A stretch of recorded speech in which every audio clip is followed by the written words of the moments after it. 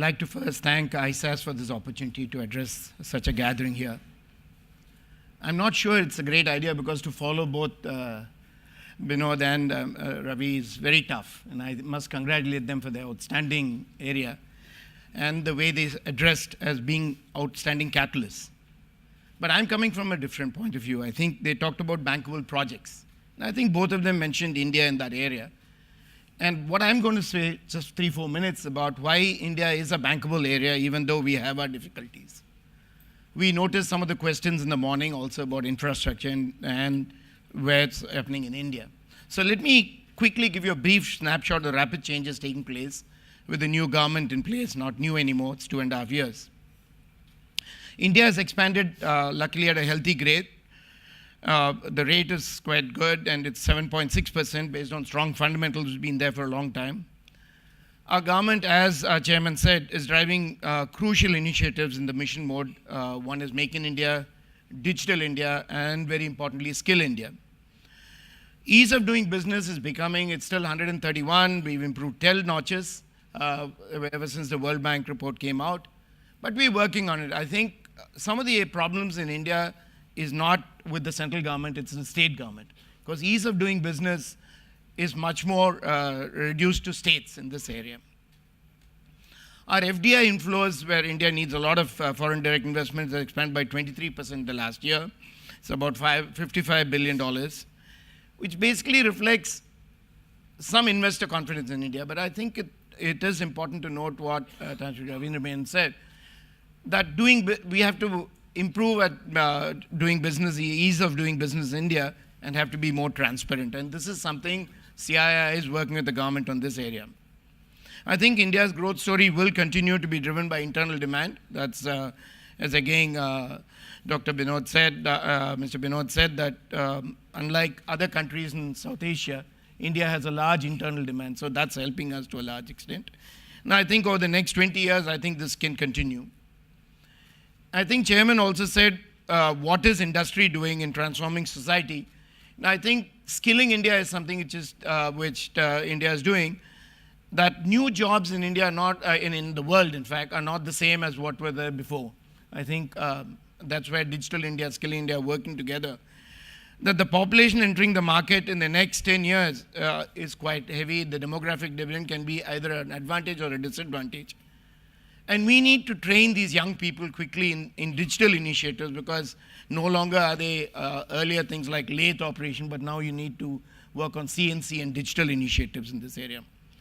I think with the current growth of Indian economy and approaching saturation level for employment in the existing old industry structure, it looks untenable in the long run. And as Chairman again said, public sector is not a viable option for these young people to create jobs. And therefore, startups and entrepreneurships are becoming critical.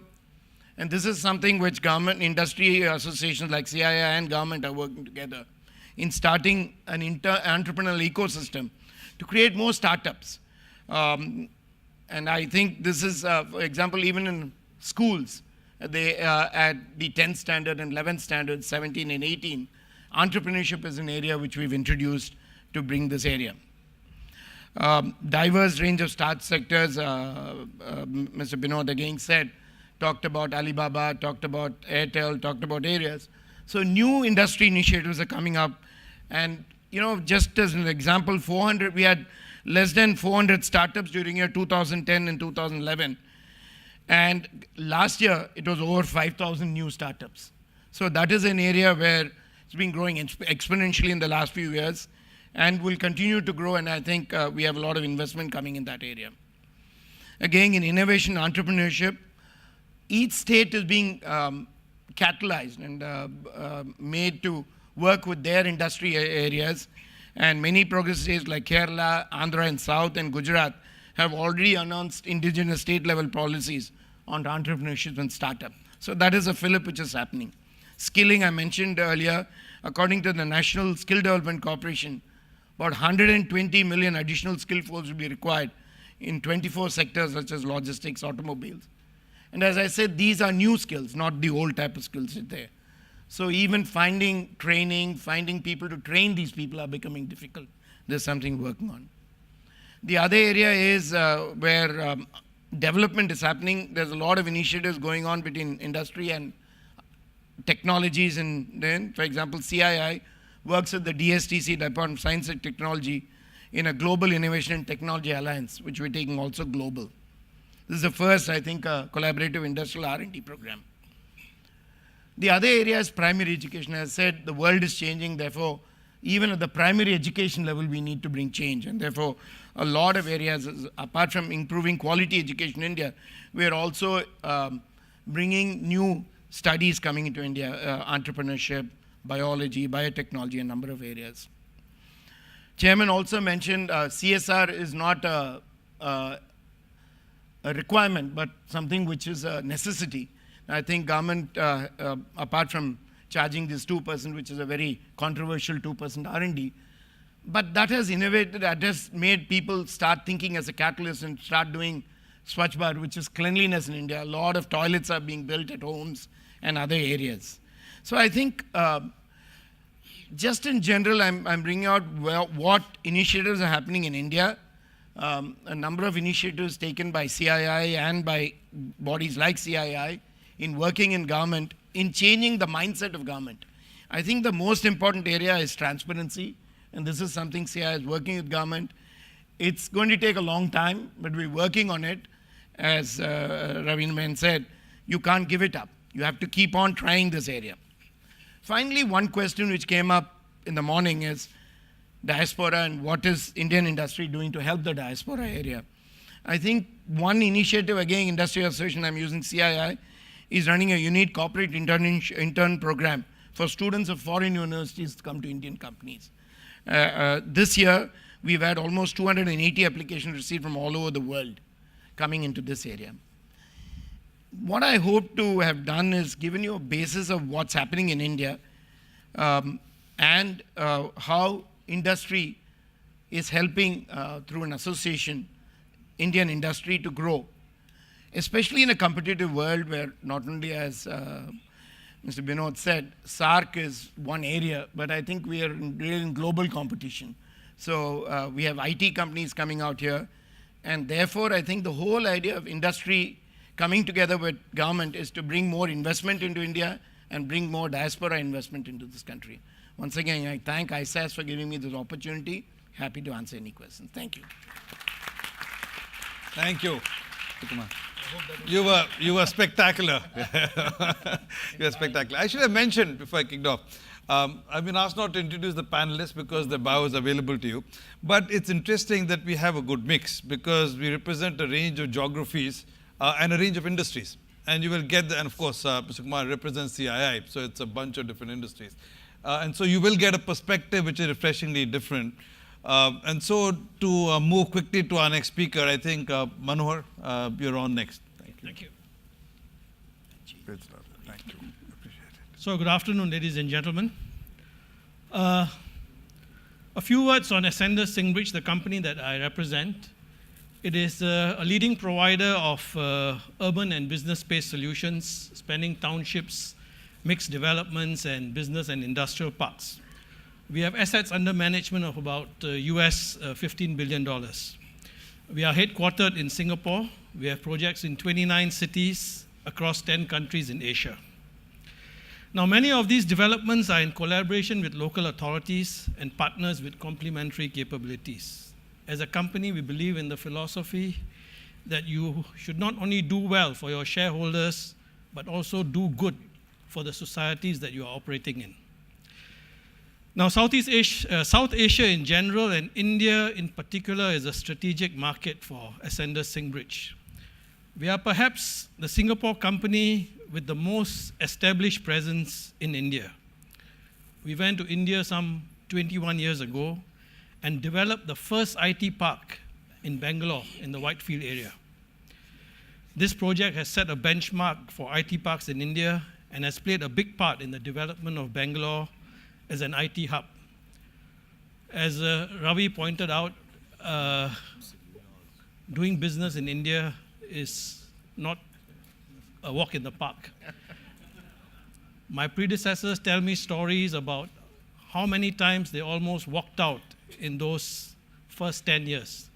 I'm glad that I'm only reaping the fruits of their labor, but we are so glad that we stayed on there, and I can say with a high degree of confidence that we are totally committed to India and we see great potential for growth in South Asia. So since our first project in Bangalore, we have now expanded to Chennai, Hyderabad, Pune, Gurgaon, and are also looking at other opportunities. Our assets under management in India amounts to about $2 billion.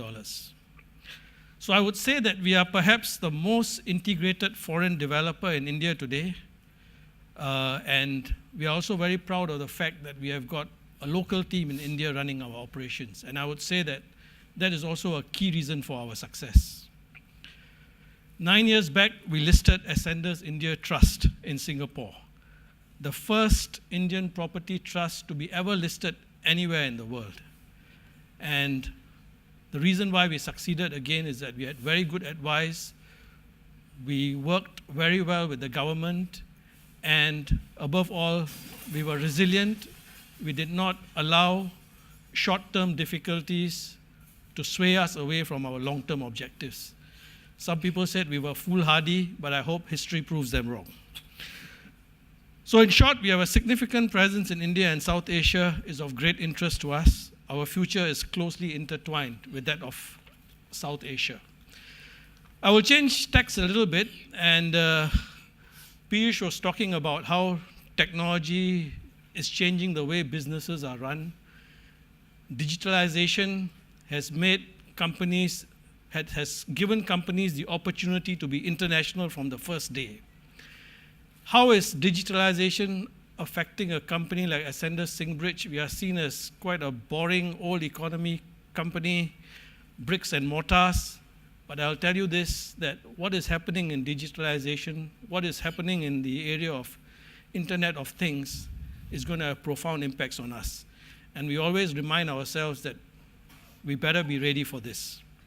So within ASB, we are currently executing an ambitious technology blueprint to codify our processes, automate them so that we can build better products and manage them more efficiently.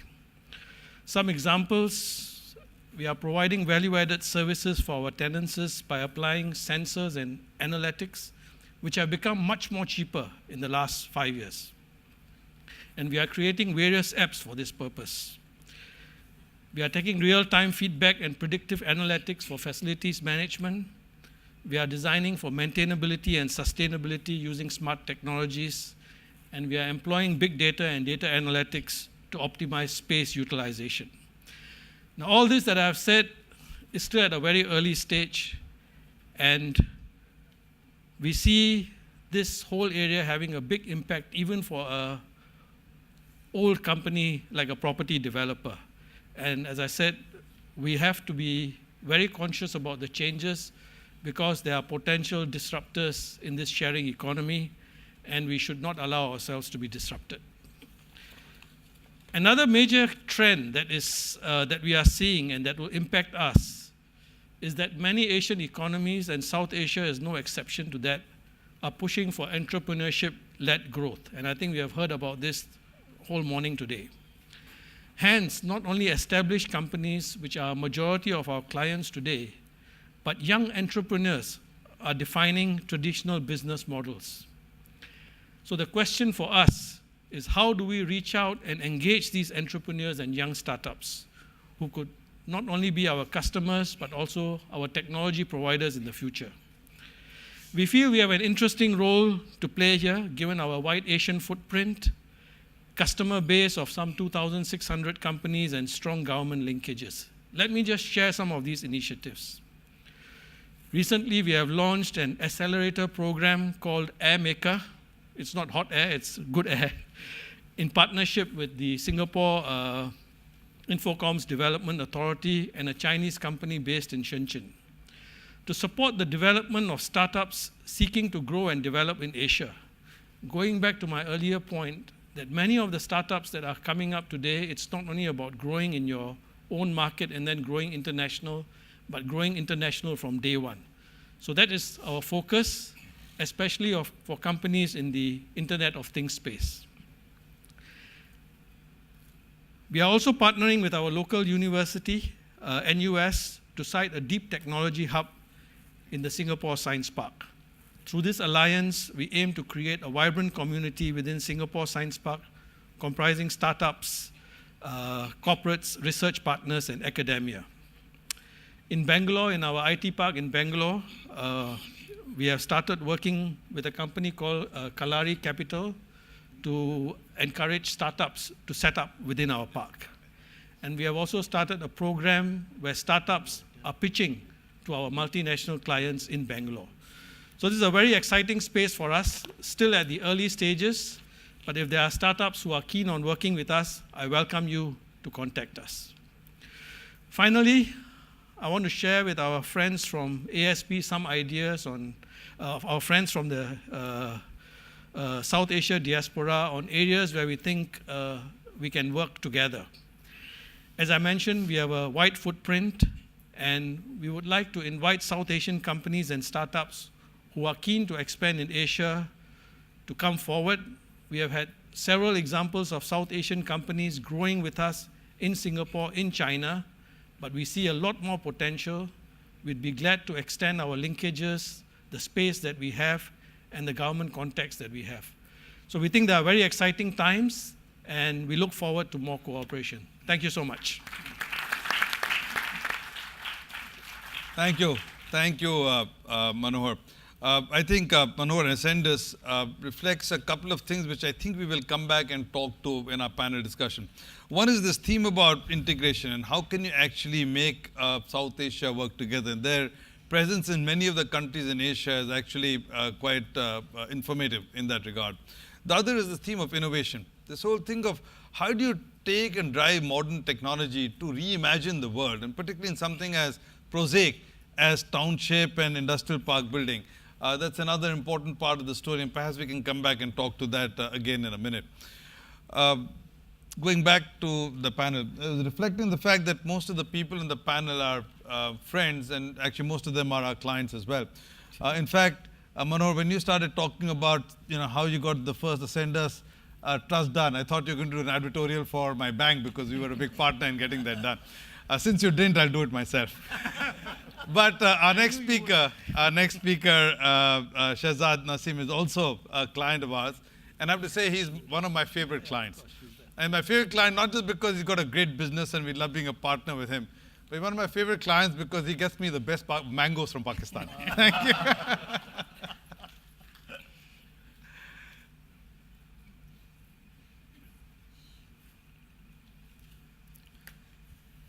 Good afternoon.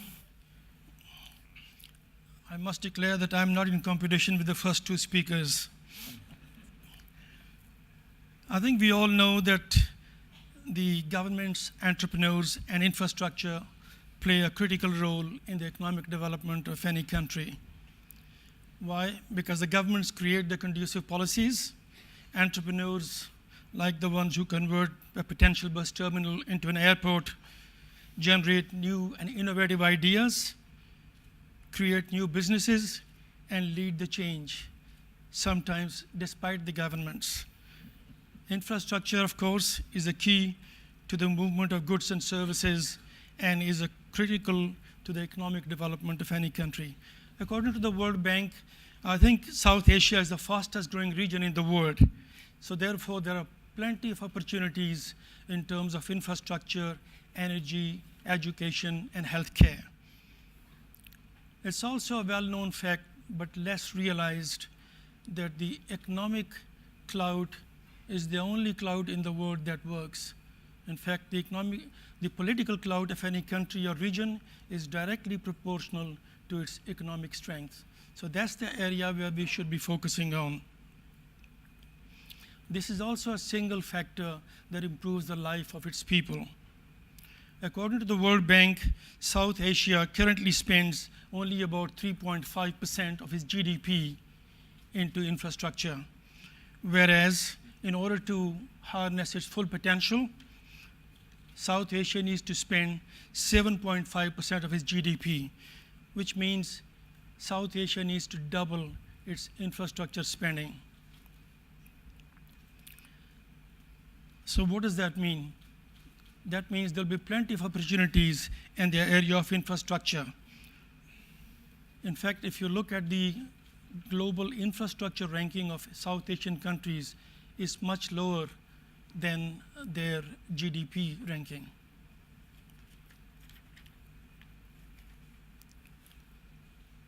Frequently, the infrastructure projects in South Asia never get implemented because of lack of funding. But the good news is there is plenty of capital looking for well-structured and financially feasible projects. It's therefore entirely possible to implement many of these vitally needed projects in South Asia by engaging good international companies to undertake the planning, structuring, and feasibility studies in the implementation of these projects. In fact, that's the chart that shows the infrastructure ranking of these companies. Singapore and Singapore companies like Minehart are ideally placed to serve the region, both in terms of geography, experience of developing world-class infrastructure, and of course, credibility with the lenders. Some of these buildings you see, all with the names, all done by Minehart. I can't be here and don't do any marketing for the company. And of course, in realizing, if I backtrack a little bit, when I bought Minehart company, which I used to work for 30 years, 6 years ago, from an employee to the owner of the company, the one that helped me in doing all that dream is Mr. Piyush Gupta, DBS. I must thank you.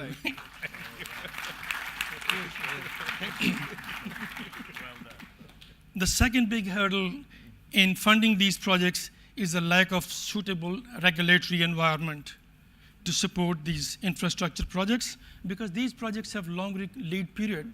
These projects you can only break even in 7 to 10 years. So there's a long recovery period for these projects. Many of these projects are required to be implemented on BOT, BOOT, or PPP models. For such projects, you have traction, willingness to provide sovereign guarantees, parallel concessions, favorable taxation regime, and the cover of appropriate regulatory environment are the key to unlocking much needed capital for these projects. According to many studies, there is a $8 trillion gap in the infrastructure funding for the Asia region alone. Only those countries we can tackle these issues will be able to attract capital for their projects. So why, despite the lack of so many enabling factors in South Asia, is the fastest growing region? It's thanks to the entrepreneurs here and the ones in the audience. It's largely due to its highly successful entrepreneurs, in addition to, of course, its population, demographics, and phase of development. What propels even the developed countries further in the economic development cycle is the culture of innovation and adoption of ever-evolving technology. This philosophy needs to be embedded in the education system and the mindset of region's general population. Entrepreneurs and diaspora of South Asian region have found their way and made a name for themselves all over the world, right from US and UK to Europe, Middle East, and Southeast Asia. In fact, if you look at the South Asian Forbes list, there are many South Asians in the Forbes 100 and the Forbes 500 listing. While South Asia diaspora have done very well in other countries, right now there are plenty of opportunities within the region, and I believe that this opportunity is to be taken. It's for us to take. In fact, the entrepreneurs of the region can use Singapore as a platform to exchange ideas, find technology, initiate and expand collaboration. Singapore is also an ideal place for sourcing capital for projects within the region and for joint business ventures in other countries outside South Asia. In conclusion, I can propose few things. One is South Asian countries should focus on the economic development of the region and its people, because that's fundamental to the change of the life of people. Number two, region has numerous investment opportunities in infrastructure, energy, education, and healthcare, and I think the diaspora from the region should take these opportunities on. Singapore, of course, can serve as a very good collaboration platform. And the last thing I wish to propose is countries from the region can consider setting up a South Asian Diaspora Secretariat and a business council in Singapore. This can perhaps be jointly funded by all the countries in the region with a proper mandate. And of course, this can be led by India, being the biggest country and also the third largest economy in Asia. Thank you very much. Thank you, Shehzad. And finally, last but not the least, Mr. Mohammad Aziz Khan from Summit Group in Bangladesh. Thank you.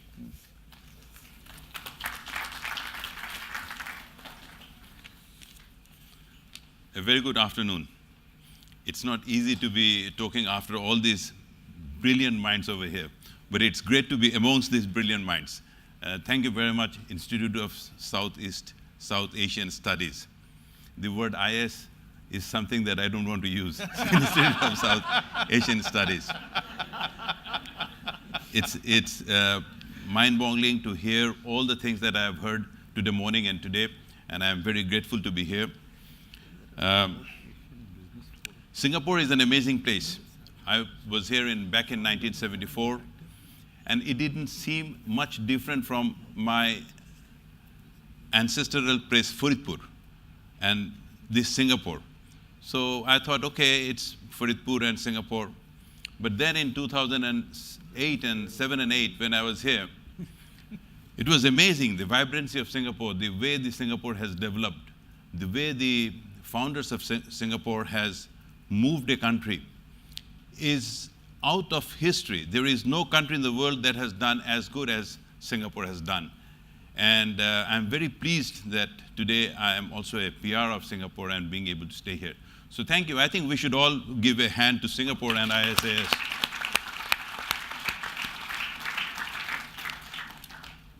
The world is really moving at the speed of light.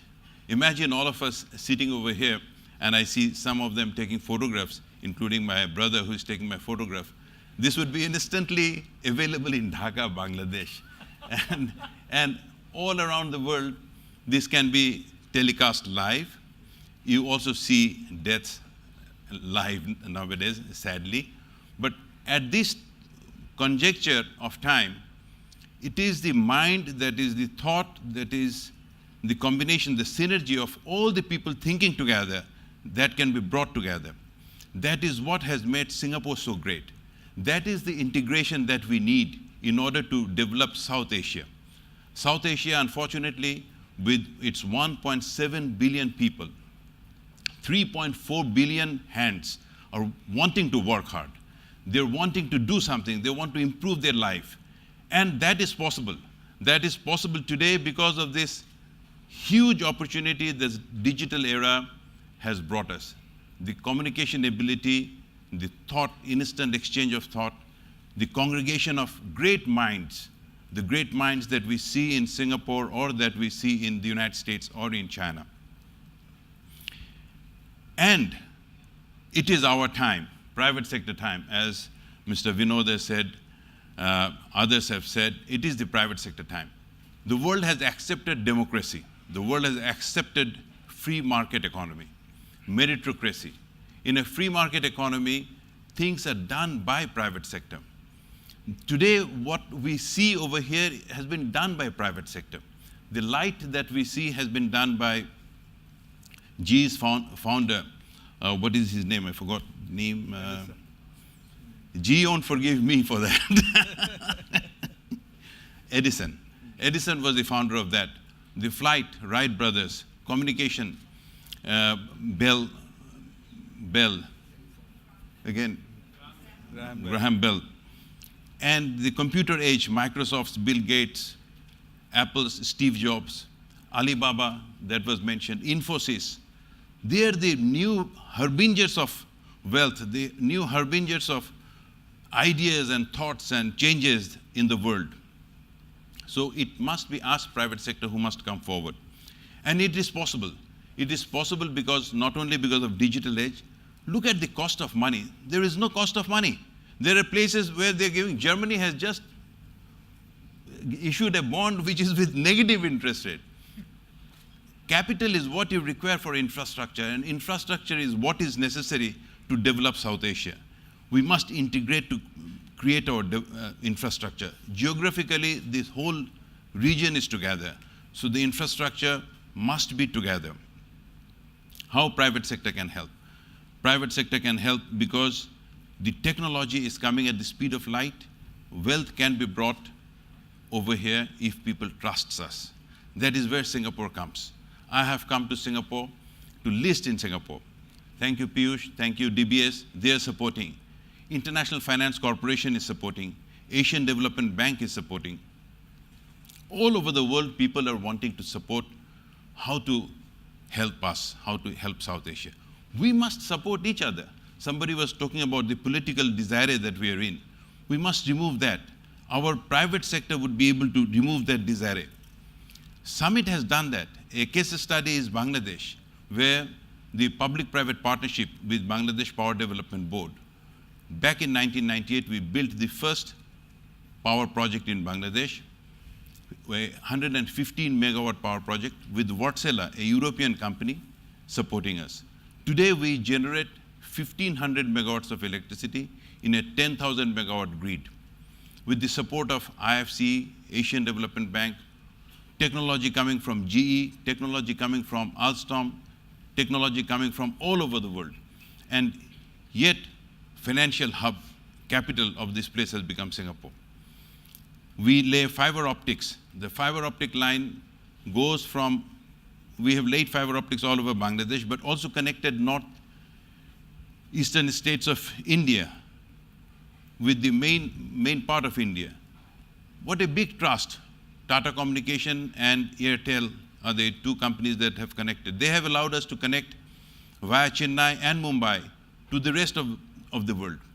This is an amazing growth of trust between the countries that we are trying to build, and it is the private sector that can build it. Summit builds ports. In Narayanganj, the first river port has been built, and India, Bangladesh, both have allowed their own transportation, their own trade to be facilitated by this port. Again, a huge trust that has come about between ourselves. We need that, and through Singapore we can achieve that. Let us all work together, the South Asian countries, the South Asian businessmen. I was sitting beside him and exchanging cards to be able to see how I can go and get my businesses done in Nepal. We must integrate ourselves, we must support each other, eradicate poverty. We must remove poverty from this spot. And this is the time we must follow. We must follow Singapore because they have done it from a third world to the first world at an unimaginable time, at the speed of light. Thank you very much.